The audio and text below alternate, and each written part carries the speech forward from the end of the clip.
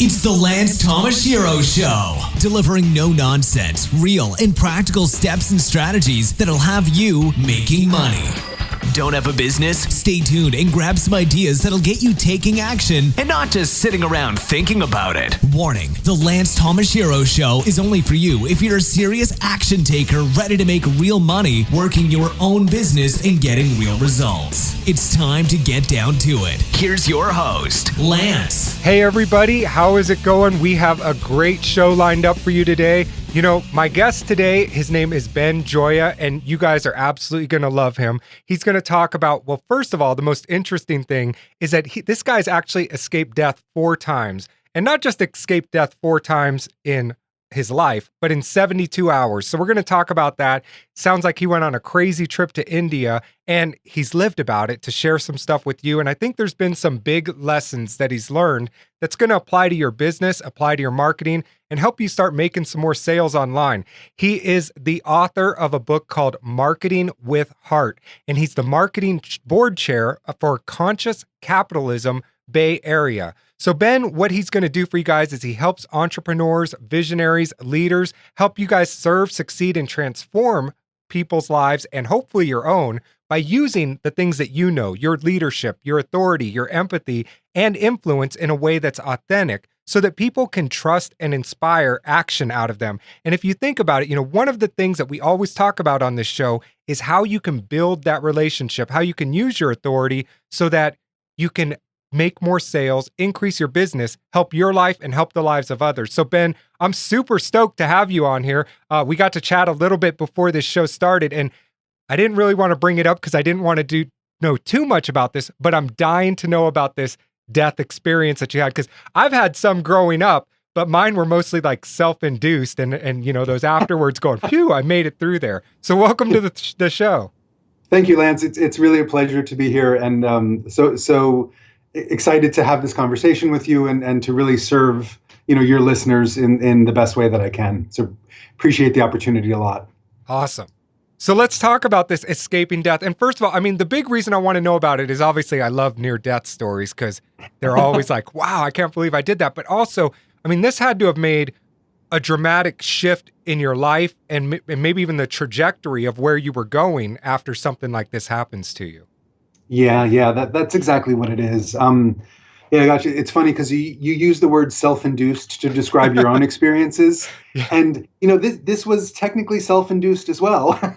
You know, I made that choice to go to India, and I made the choice to go on a hike through the mountains with a guide. And, you know, just starting out running, you know, walking along and it had been this time where we're in the south of India and it hadn't rained for 4 months. So we're talking bone dry everywhere.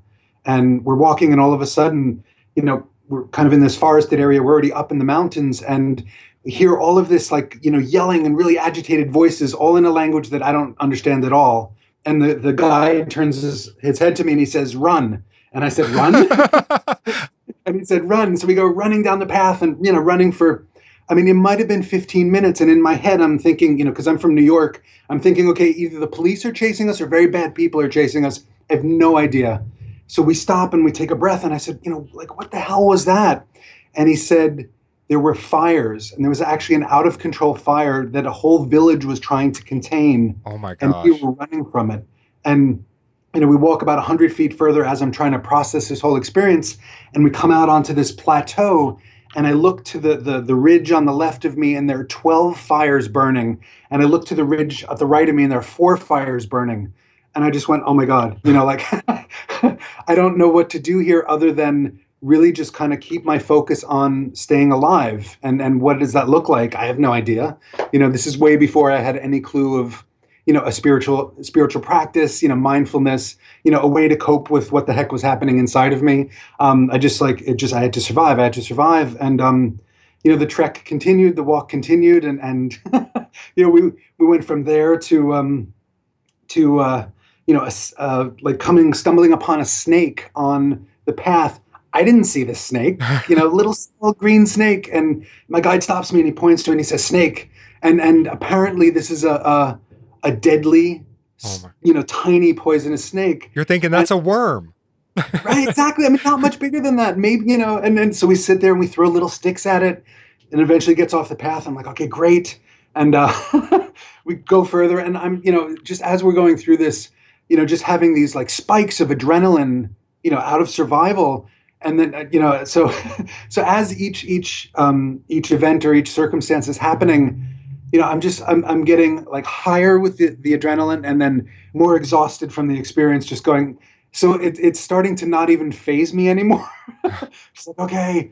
And we get a little bit further on the path and, we're kind of flanked by forested roads or, forests along the pathway. And we hear this, really, really kind of big sound of a large animal coming through the forest parallel to where we're walking. And I go running up behind my guide, because he's the one with the big stick. Yeah, eat you first. Like the back area, like the flank, if you will, the back leg of a mountain lion. It was just like, oh my God. Oh, wow. Yeah. And so so at this point, it's just this, okay, here's this whole experience that, I don't even have the tools to process yet at all, but here we are. And yeah, and then the kind of, the icing on the cake and all of it is getting, to and from the mountain. You're on a bus, and buses in India and roads in India are notorious for being really, really dangerous and lots of road deaths. And we're, coming around the turn on the bus, and the back of the bus literally smashes and demolishes the guardrail. And I'm sitting in the back of the bus, and the entire back of the bus is literally over the abyss for that, one amazing second that lasts for about as long as infinity. And somehow the bus didn't go careening off the cliff 6,000 feet down. The driver did some magic. I think, there were angels and all sorts of other beings, I called in probably everything. I mean, a whole new personal meaning to no atheist in foxholes, right? Right. Thank you. I mean, that that was exactly it. And yeah, and to your point or your introduction around, creating a shift in me and my experience. Yeah, I mean, I kind of went, wow. Not only did I get a second chance, but I got a third and fourth chance. And I came back from that whole experience and I said, okay, whatever I'm going to do for the rest of my life, I need to do what I love and do what I care about. And B, and I would actually probably even put this first, is it absolutely has to be in service to other people somehow or another, because that is really the only way that, says me to be on this earth. Because we're all in this together and we need to do it together. What's interesting about that is a lot of people, when they come online, I mean, the goal is making money, right? Like, I want to be successful. I want to make money. And then they figure out, oh my gosh, I got to do this thing. And typically, people will go through, well, you got to pick a niche. You got to, do this, figure out what you're going to do. And the one advice that I always hear from people and tell people is, pick something that you're passionate about and do that. And what I love about the way that you've put this is the shift for you is I have to figure out, one, what I love, and two, what serves other people. And what's neat about, starting from sort of those two things as your framework to beginning life or business or whatever, is that you can't succeed. Like, it sort of positions you to inevitably succeed in whatever direction you're moving in. Yep. You're absolutely correct. And I appreciate you articulating it in that kind of way. Yeah. I mean, this whole journey, whether you call it entrepreneurial journey or, starting your business, and even if you're not starting, if you don't have that core passion and that core love for the thing that you're doing, the inevitable downs and challenges, you can't get through them otherwise, because, you don't have that, that higher purpose, higher calling, whatever that means to you. And that place of refuge to go back to and go, this day, week, maybe even this year just sucked. But I know that, this is part of who I am and what I love and what I want to do. And, I know that this is going to serve people. I mean, it's already serving people. And, and I think even more subtly, and this is a tricky reminder for all of us, is that it's the thing that is our calling, if you will. We grow that and we evolve that and we evolve into that as we're taking this step. So for some people, you could even call it. I call it for myself, a spiritual journey. My practice. I do a bunch of meditation. My practice, day to day in my business is as much of a practice as sitting down on the cushion and trying to pay attention to my breath. And it's hard. Every single day, it's hard. No doubt about it. No candy coating, nothing. And I think that, whether you meditate or whatever it is that you do, I think the important part of all of it is every single day you have to know what is that purpose, like why are you doing this? Get focused for whatever it is. And, there's a million ways that you can do that. Meditation is a great one. But if you don't get that refocus every day, I think that's when people get off in feeling overwhelmed, feeling, like you talked about, down because they didn't have a good day, month, or year. But reminding yourself to do that every day. Why am I doing this? Focusing on what it is. I think that's a huge tip and things that people need to be doing in order to make this. Because, if it was easy doing the kinds of things that we do, building a business, living a better life, everybody would do it. And the truth is, very few people do it because it's dang hard, but super rewarding.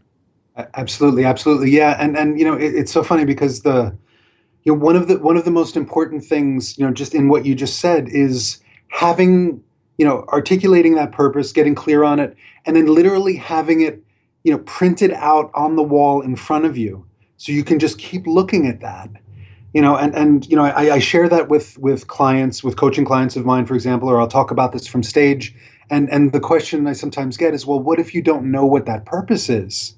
And that's a great question. I didn't know, what the hell I was doing for a gazillion years or why I was doing it. And somebody taught me at some point that, hey, you're just, start with as much as you know about your purpose.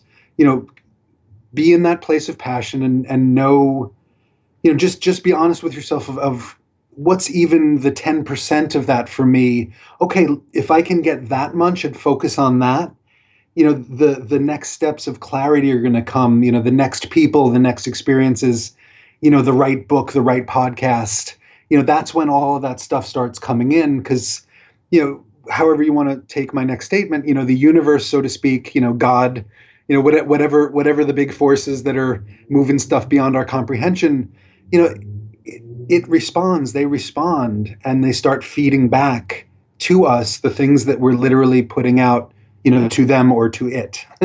Yeah. And I think, that's a huge point is so many people, and, back to how you started with what do you love, what's going to serve other people, is a lot of people, they just say, my goal is to make money. And it's like, you can't get there. You know what I mean? Like you can't move towards that. And what I love about your whole idea of putting it on the wall, and you don't have to know exactly what it is, but knowing what you're moving towards, if nothing else, that keeps you focused. And, for me, my daily thing is, am I moving in this direction?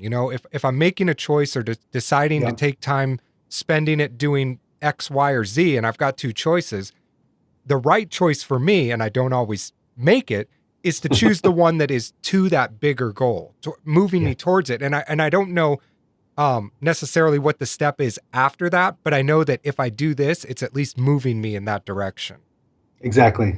Yeah. That idea of, you can't see 10 steps ahead, but you can see the next step. And when you take the next step, you can see the next step after that.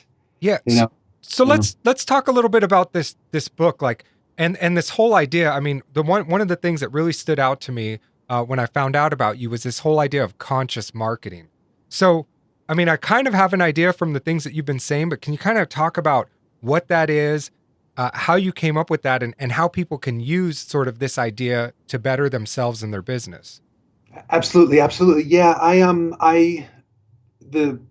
The kind of quick history around that is I did magazine production for a great many years, back in New York, where I'm from, and then stepped away from that because I knew I wanted to do something, at least, even before the India experience, I wanted to do something that was more helpful, more in service to people. So I started working with nonprofits, And that was amazing because of, I was feeling like I was making a bigger impact. But what I realized was, I wasn't expressing myself through that, in the way that I wanted to. And I wanted to, really just make an even bigger impact than, kind of a structure,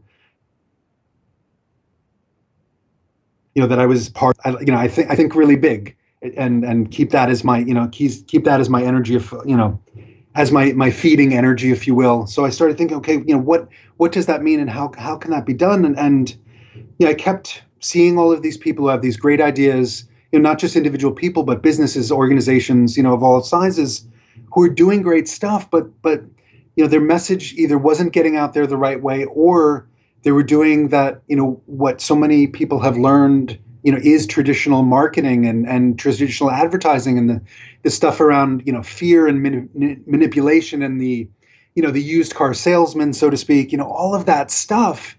And I was looking at them going, wait, there's a big disconnect here. If you have a person or an organization who's doing this, this heartfelt thing that can potentially be so transformative, even if they're just impacting one person's life, it's not the number of people. And, I don't want to dissuade anybody when I say I have big ideas for myself, one or 10 or 10,000 people, whatever that is, it all applies. And if you're going to do this great thing, why would you possibly talk about it and try to enroll people in it, through subversion and through manipulation and through, treating people like crap and not respecting the humans around you, and that was the core of this. And then I started looking at it. I was going, you know what?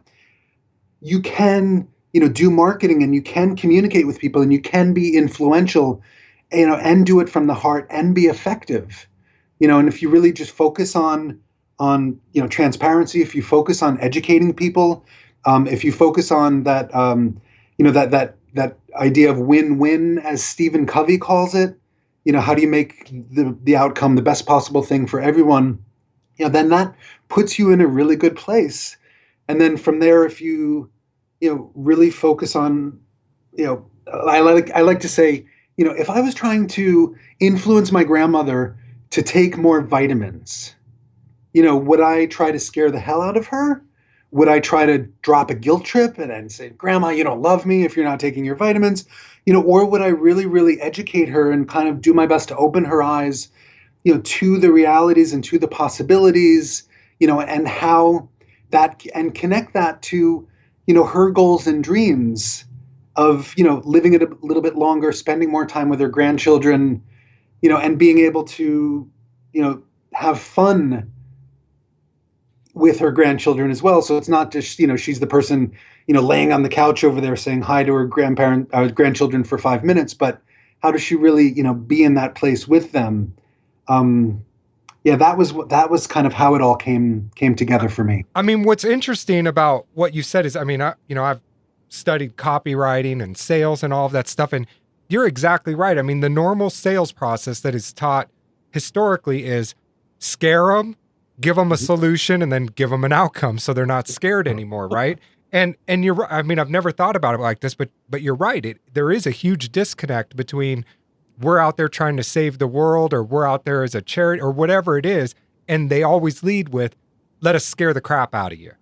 And, Right. and then they educate you and move to these outcomes. And what I kind of like about the way that you've approached this is it's still the same sales process minus the fear. I mean, it's like education and solution with the outcomes. Why are we even, we live in a society today, why are we even going to deal with this fear piece anymore? We know you're looking for a solution. Like, I don't have to tell you, if you want to lose weight, that you don't feel good about yourself. You already know these things. And if you're approaching the right market, most of that fear, they know that. You don't need to remind them about it. Right. Yeah, and I appreciate very much you said that, that what I teach is very much the sales process, but just kind of flipped on its head a little bit. And I'd love to say a teeny bit more about that, because, for as awake and aware and, 21st century as we all are, we are still human beings, and a lot of ourselves and a lot of, our lizard brains, if you will, hasn't evolved a whole bunch in the last, many tens of thousands of years. So, the things that are oriented around survival and safety, avoidance of pain, seeking of pleasure, and then, on a little higher level, if you will, this idea of connecting to meaning, all of that stuff still applies. So, the idea of the marketing psychology, the things that drive people to take action and the way that you can, help people take that step, it all still comes into play. And so I'm saying to everyone who's listening right now, still do that stuff, but look at your intention, or, behind it in the first place, and then how you're actually delivering it. Because sometimes you do have to say, remind people of, literally the pain of not taking action, and give them, honor their choice to take that step or not, because it might not be the right step. It might not be the right step right now. And sometimes, tough love does come into the mix. So, I mean, kind of talk about, I know that you do a lot of coaching around this whole idea of the conscious marketing and stuff. Like, what does it typically look like if somebody comes to you and they say, Ben, I've got this business that I'm trying to start. I sell XYZ widgets, but I'm not selling any. Like, what's sort of the process that you take somebody through in order to transform how their business looks and how their marketing works? Yeah. Thank you for that question. Yeah, I mean, the first thing, kind of coming back to the beginning of this discussion is really getting oriented around purpose. And I would do a bunch of questions and interviewing with this person to understand, who they are and what they're about and why they're doing what they're doing, and on the deep level, like, how is this an expression of, who they are, what they care about, and their purpose. And, if it's not aligned, see if we can make some alignment happen, just by opening up a little bit of different thinking. And then, how does that passion, how do are they literally expressing that, in their marketing, in their communication, in their sales calls, in every human interaction, how are they showing up as their highest and best self that's, excited and passionate? Because that's such a huge thing. If you have you've had this experience, like you encounter someone who's, I don't know, offering, I can't even think of an example. You're walking through the mall and somebody has like a food sample and they're so excited to share with, and you're like, you're going to love this. And oh my God. And maybe you weren't even hungry, but this person's passion and their care and the fact that they're looking you in the eye, you're like, all right. Right. Versus the person that comes up and goes, try my tea, or like, let me spray you with this perfume. Right.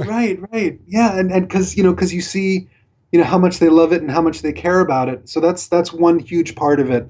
And then moving from there, after this connection to purpose, is really getting clear on, thought leadership and influence.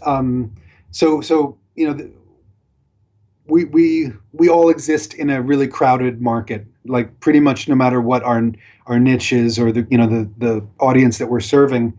And, one of the best ways to stand out, of course, is to, thought leader. So, are you the person who's, really showing everybody that you know a bunch of stuff? Do you have a book? If you don't have a book, do you have articles published online? Are you being interviewed on podcasts and webinars? Are you talking to your list? Literally cultivating that relationship, having that conversation, expressing and clarifying your credentials, and showing also how you are, uniquely positioned to deliver what you're delivering. There could be, let's say you're a consultant, there could be 25 other consultants in your space, but why you? And a big part of the why you is coming out of your purpose, is that expression of your purpose. It's funny that you just said that, because I think that's a big thing too, is nobody's you. And I even wrote down here, connection to purpose, as you were saying that, because I love your example of the food person, because that comes through. And I think ultimately, and I think even more online than people realize, especially today. I mean, it wasn't like this maybe, 8, 10 years ago online, but definitely today, there's 25 of whatever you are. If you're lucky, there's probably more like 1,000 of whatever you are. And Right. at Yep. the end of the day, I think you're exactly right. Like, the way that a person makes a decision between you or the other 25 or 1,000 of you out there is you. And if you can bring that passion through, and bring that personality through, and I almost hesitate to say personality, because there's a lot of people with good personalities and big personalities and all of this, but it's that authentic part, right? And you can only get that when you're connected to those values that you talk about at the very beginning. Yep, absolutely. And I want to make a little bridge here. One of the most, if not the most powerful way to actually get that done is to really tell your story, right?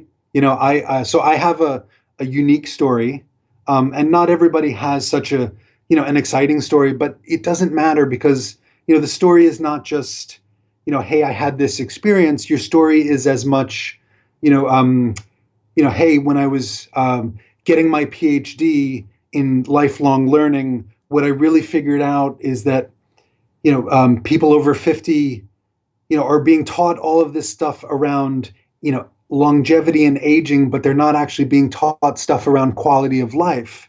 And then that's when I started figuring out, let me talk more about quality of life, because that's what people really care about. So just as an example, so how do you bring your story across? So your story is an expression of your personality. Your story is also the articulation of that thought leadership. Why you? If you've been, if you've been studying something for 10 years and you've read all of the books and studied with all of the masters or all of the gurus or all of the the best business leaders and such a thing, that's a story unto itself. I Right? think That's your your unique positioning. and I think that's important for people to realize, because a lot of times the people we see out there, on TV or on stage speaking, they have these stories, and we're like, oh my gosh, like, so now, the first thing that I hear when you say something like this is, I got to craft this story, this like crazy over the top thing. And the truth is that you don't. And I think the important part is that your story is going to be for the people that it's for, whatever that, and you don't know who those people are, but you're not gonna, the reason there's 1,000 people or 25 people in your market is because there's 25 or 1,000 unique stories that people are connecting to. And your story can't be crafted to grab the market. Your story's there to attract the people that identify with you and your unique story. Absolutely. Yeah, and thank you for saying that, because I think that's another big challenge that so many people face, is they think they have to, be that one thing or everything to everybody. And when you have that kind of focus and orientation, you're nothing to no one, right? Yeah. So how do you keep that in? And Lance, to reiterate what you said, if you tell your story, tell your truth, and make sure you're hitting all of the stops of why you're the man or woman or person, however you identify, really, that the stuff that you talk about is going to resonate with the people, that you care about, and that you can serve, assuming, and I have to always throw this in too, that you are talking about things that they care about in the language that they're using as well. Mm. So you really, going back to the whole idea of niche and market, you enough about your people and who you're serving, not so much from your perspective of them, which is important as a foundation, but how do you literally stand in their shoes, look through their eyes, think about the things that are coming up in their lives every day, their fears, their frustrations, needs, desires, goals, dreams, and the meaning that they're trying to get out of their experience, whether it's just something yummier for dinner or something that's going to really transform their business and their life. Awesome. So Yeah. as sort of, a follow, so the people, they get their message out, they get their story out. And then, I mean, a couple of the things that I heard you talk about is, actual like things that are tangible. I mean, your story is your story. Nobody can craft that for you. You got to figure out what that is and be comfortable telling it. But then you talk about, that visibility piece, like the books, being found online, getting interviewed, talking with your list, which I think is a huge one. I see people that are afraid to mail their list, think their list is too big, too small, whatever, and don't go out to it. What if somebody doesn't have any of these things? Like, what would you say to somebody that said, okay, I got my story down. I have no visibility. Like, what practically can I go out and start doing immediately to at least get the ball rolling in the right direction? Yep, yep. Yeah, if we're talking absolute ground zero here, I would say get a profile up on LinkedIn first and foremost, because there's this perception of LinkedIn, which is true, that there are professionals in a professional space interacting professionally most of the time. So you automatically become a professional because you're there. Exactly. And then you start, looking on LinkedIn and look for people who make sense for you to talk to. Look at groups that could be talking about your topic, and start paying attention and start being part of that conversation. And whoever you're reaching out to, whether it's an individual or a group, and this can be on LinkedIn. I mean, this is just a rule, period. How do you actually lead, as in start a conversation, start an engagement from a place of value and service? So not like, hey, what can I get out of this transaction? But hey, how can I serve you? How can I help you? Hey, hey, Mr. or Mrs., so and so. I know, you talk about, executive coaching, and I came across this great article about executive coaching. I wanted to share it with you because it impacted me in A, B, and C kind of way. And by the way, I'm, just getting started in the space, and, do you have a couple of resources for me? Do you have a couple minutes do you have 10 minutes you can chat on the phone with me? Because most of the time people want to help, and people get so much personal satisfaction from helping. And if you ask, in a very human way, 9 times out of 10 people are going to say yes. And if they say no, it might just not be the right time. I mean, I love that. I appreciate that you actually sort of laid that out, because I know me personally, like, it's hard to go up to somebody you don't know. And you hear all of this stuff in the marketing world, like be of service, do all of the cliches that we all know, but to actually have some a step-by-step system to use where, approach them with an article, ask them for some help. I mean, I think that's super helpful. Especially, for somebody like me that I don't know how, I'm not good, reaching out and talking to new people and doing that stuff. And especially, people that, whether it's true or not, that you perceive as more successful for you, or where you're trying to go to. I think that's a great lead in that people can use. Yeah. Thank you. And I have one more, if I may. Yes, heck yeah. Yeah. So if a really neat one, which I learned from a coach of mine, was